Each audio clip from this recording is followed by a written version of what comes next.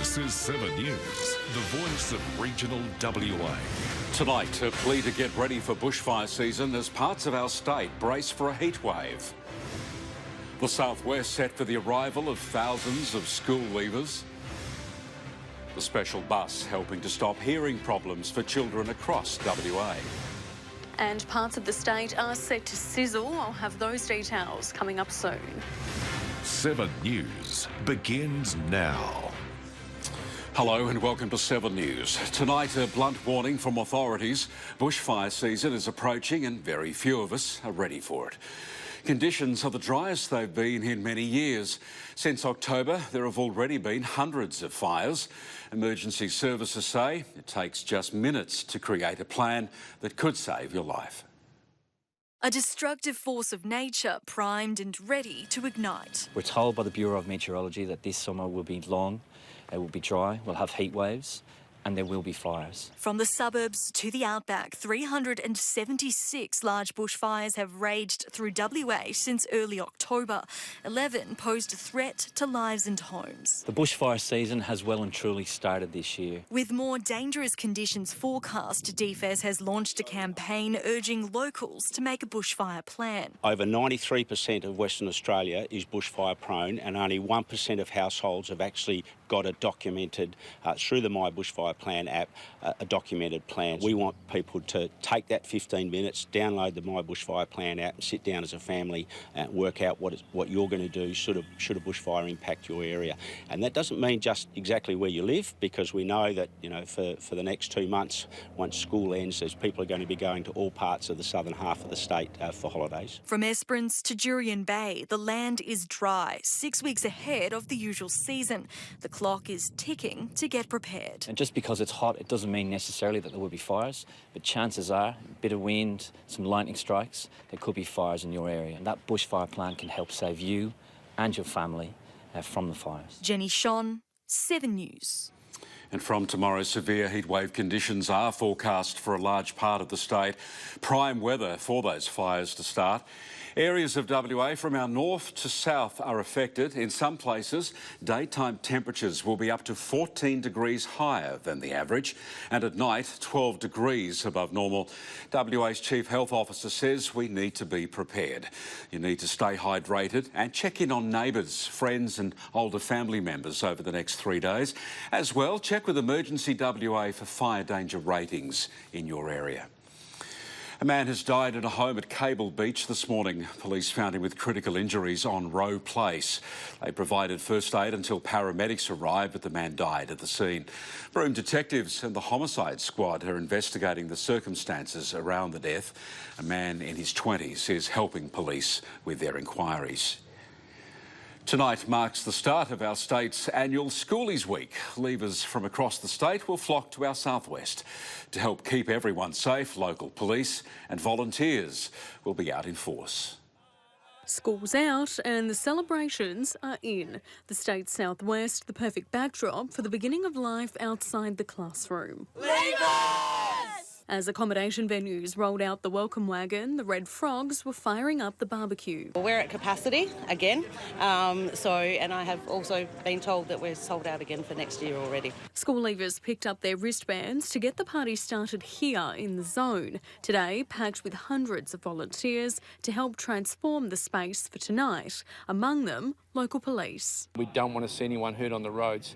At the same time, we don't want to see anyone hurt by silly, irresponsible and unlawful behaviours as well, and we'll be targeting that as we see the need to. It might be empty now, but in just a matter of hours, more than 9,000 schoolies are set to walk through these gates. It took 12 months to create the ultimate party zone. And for any parents feeling apprehensive, the police will be in the zone, they'll be out of the zone, they'll be in the communities, they'll be in licensed premises, they'll be on the roads, they'll be everywhere. Our main role is to make sure that they come down in one piece, they go home in one piece. We've had a few phone calls already, just checking up, but they don't want them to know that they're checking up on them, which is quite funny, but I'm a mother too, so I completely understand that. But I become a mother of hundreds during this week. And this year, the advice is simple. Look after yourself, your mates and the community. School Week celebrations run until Thursday night. Amanda Sabatino, 7 News. The Royal Flying Doctor Service has marked a milestone for its 2 special helicopters. In just 18 months, 200 patients in WA have been airlifted in operations from Rottnest to Bunbury and Narrogin. It's drastically cut travel time for some critically ill patients. Lexi was just a few weeks old when her floppy voice box started to cause serious concerns. When she was feeding, she would choke and cough and then go blue in the lips. She was strapped to her mum's chest and became the first baby to fly in an RFDS aeromedical helicopter. And it took 5 minutes to get to the Oval, and then it was about a 45-minute flight from the time we took off from Merredin Oval and landed on PCH's roof. The 2 EC-145 helicopters were bought just a year and a half ago. The RFDS says they've been game-changing additions to its fleet. It's providing access. It provides a way that we can ensure that people out in the communities still have the care that they deserve, even though they live out in more rural areas. So we've taken babies, newborn babies in here, up to people in their 90s. If they need that level of care that we can provide, we will provide it for them. They can fly up to 250 kilometres from the Jandakot base, then land on hospital helipads, even school ovals, to pick up patients. The aircraft free up ambulances to attend other emergencies. It cuts out probably 30 minutes or 40 minutes ambulance transfer from Jandakot to Royal Perth or Perth Children's Hospital at peak times. This flight taking off behind me marks the 200th retrieval for these helicopters. It's on its way to an emergency in Busselton. It provides more access for those patients and allows us to get to patients quicker, as well as getting them to Perth quicker for vital treatment. Jenny Shon, 7 News.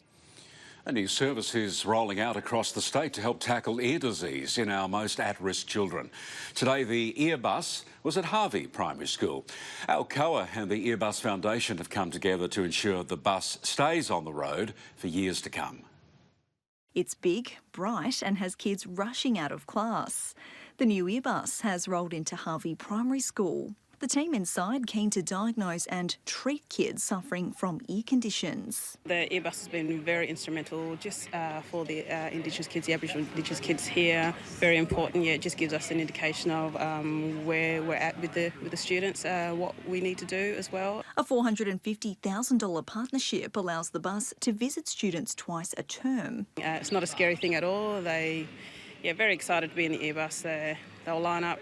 Yeah, pretty much want to stay with me for the whole day just to get the ears checked. So, Indigenous children are 10 times more likely to suffer from ear disease. It means at least half of the first 5 years of their lives are spent with the disease, impacting their hearing for the future. The problem with ear disease is that it stops you from hearing. And so if you can't hear and then you're expected to come into the classroom, embrace learning in a classroom, it's just not possible. This Ear Bus includes a screener, a GP or a nurse and an audiologist. A one-stop shop tackling hearing loss and ear disease for at-risk children across the southwest. Ear Bus now revving up to visit other schools across the state. And so we would love to be in your town or your community to provide services to kids in need. Pip Waller, 7 News. Ahead of that forecast heat wave, still pretty warm today in some parts. Here's Amanda Sabatino. Thanks, Noel. That's right. There's a broad area of low pressure that's persisting across our north, bringing those seasonal storms across the region, while further south, a deepening trough near the west coast is definitely dominating the weather pattern. Hot and stormy across our north today, though. 38 in Wyndham, heating up in Fitzroy Crossing, but even warmer in Port Hedland and Karratha. A warm night in Newman, a top of 40 degrees today. Mostly sunny in Carnarvon, 31. Very hot in Morawa, and we saw temperatures in the high 30s across the Goldfields too. 36 the top in Leonora, similar conditions in Laverton. Partly cloudy across the central west, 32 degrees in Bunbury, cooler in Albany, and along the coast, a warm day in Southern Cross, 25 the top in Esperance. Our Kimberley taking up almost all of the spots on the rain map tonight. 35 mils was the most recorded to 9 a.m, 18 mils in the gauge at Halls Creek Airport, 8 mils falling in Mount Winifred.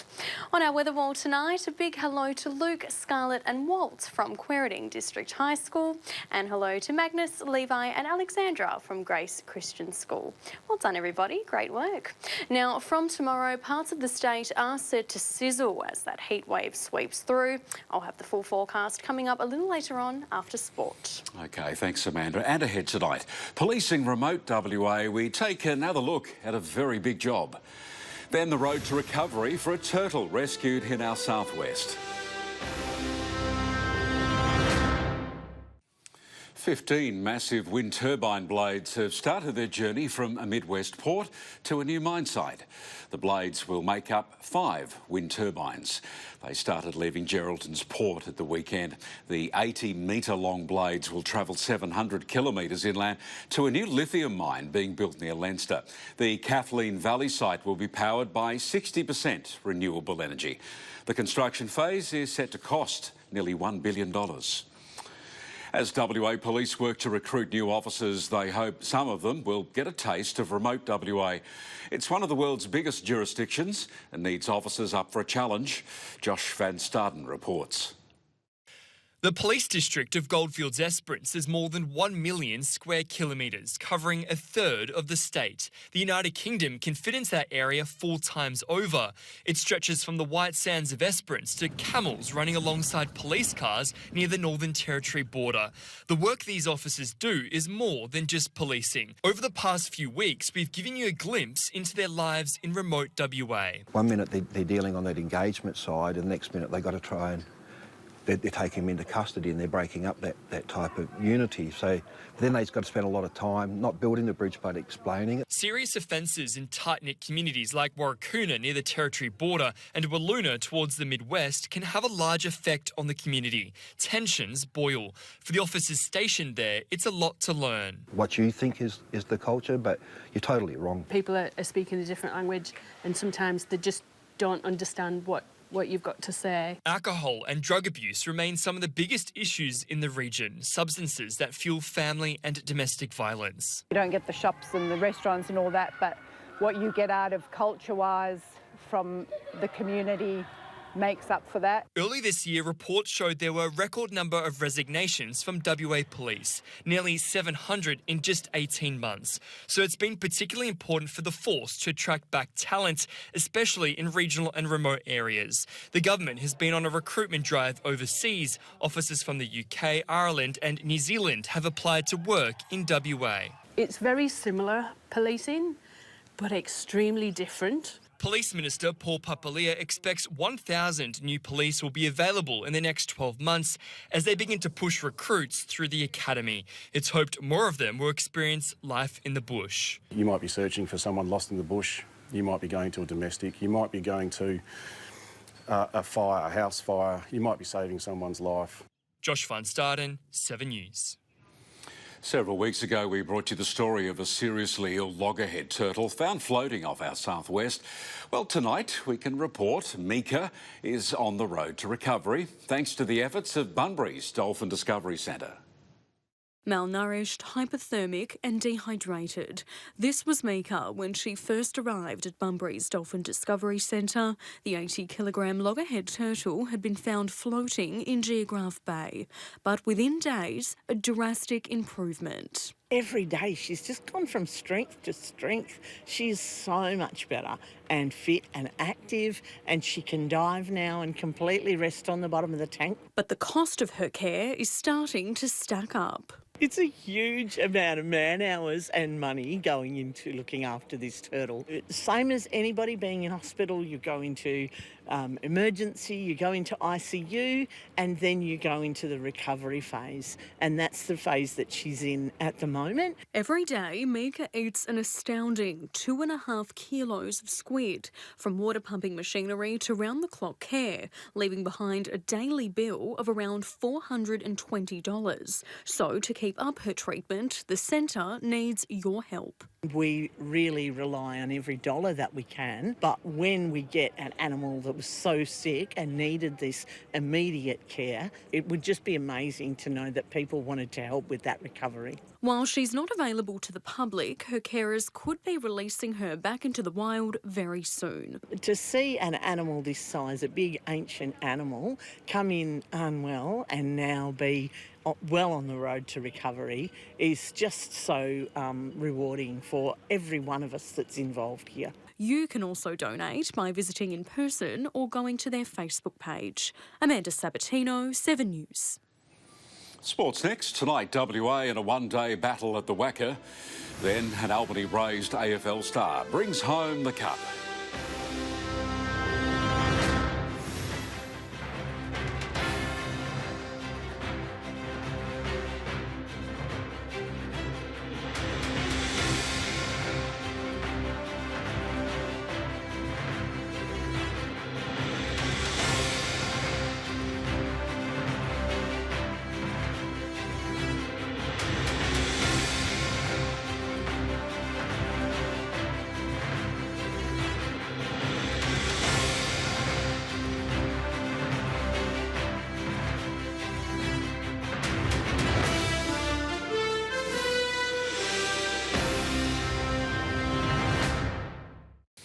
WA is defending its 4-game winning streak and top of the table position as they take on South Australia in the One Day Cup. We won the toss and decided to bowl first. South Australia made 279 runs. WA now needs 194 to catch them. A short time ago, WA was 2 for 86. Bunbury local Sam Whiteman not out on 31 runs. The Perth Thundersticks male team's quest for gold has come to an end. They lost 5-1 against the Brisbane Blaze over the weekend. Despite a quick start from Margaret River's Aaron Zalewski, the team found themselves behind the 8-ball when Corey Weyer scored a penalty for the Blaze. After the match, Captain Zalewski said they didn't capitalise on their chances. I think we created enough chances, but unfortunately they got theirs and we didn't really execute ours. The women's team missed out on securing the minor premiership with a 6-3 loss. Penny Squibb showed off levelling the scores in the first quarter with a penalty corner goal. Eventually the Blaze took the lead and ran with it. The Thundersticks have dropped to 4th on the ladder. This year's GT Fabrications Bunbury Rally Sprint has been taken out by a 5-time winner. Troy Wilson managed to secure the title in his 2010 Mitsubishi Lancer Evo X on a warm Saturday. With a near-perfect morning, Wilson's afternoon saw a change in co-driver, a brush with a curb and a blown turbo boost line just metres from the finish. My original co-driver, he got heat stroke, so Aaron had to step in and we had no intercoms. He's doing hand signals, hence a little bit of a broken front bumper. Got one of my corners a little bit wrong. The former West Coast Eagles player thanks second place Matt Cherry for pushing him until the end. The AFL Premiership Cup has spent the weekend in Albany. Darcy Cameron brought it home and took it along to his old football club to be met by young fans and old mates. The Premiership Cup on Albany's doorstep. The Pies may have taken home the cup almost 2 months ago, but the celebrations are far from over. Darcy Cameron brought the cup to North Albany Football Club, where his entire family grew up playing. It was a big part of, me growing up, my dad playing for the club, my brother playing for the club, and it means a lot to be able to come here and present the cup to people that mean, the most to me.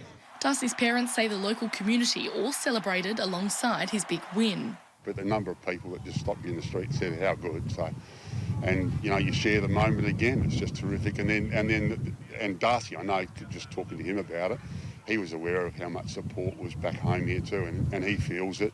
They say part of Darcy's success is his regional upbringing. It's a definite advantage for the type of person that comes from regional areas. If you look at, you go through all the list, the AFL list now, it's incredible how many do come from rural backgrounds. Albany is a great place for, young footballers, boys or girls, to give it your all and ask questions because you get the resources all around you down here. Darcy says the Pies are already getting into pre-season training, chasing another premiership in 2024. Grace Armstrong, 7 News. Johnny Narkle from the Geraldton Buccaneers has been crowned Senior Sports Star of the Year at the Midwest Sports Awards. Narkle switched codes from the Waffle and joined the Bucks last year. His athleticism proved to be a valuable asset when he won MVP at the NBL One West Grand Final. The Buccaneers also took out Club of the Year. Kyan Townsend was named Junior Sports Star of the Year after travelling to Kazakhstan for the Taekwondo World Championships. Jake Peacock from Peacock Boxing took out Best Sports Personality. Amanda's next with weather for the week ahead and Bet in 7 News at 6. Ahead of those online Black Friday sales, a warning to watch out for scams.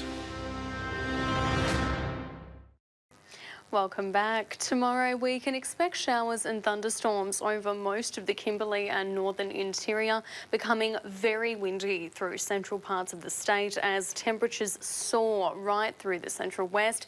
But we could see some morning fog over parts of the Gascoyne.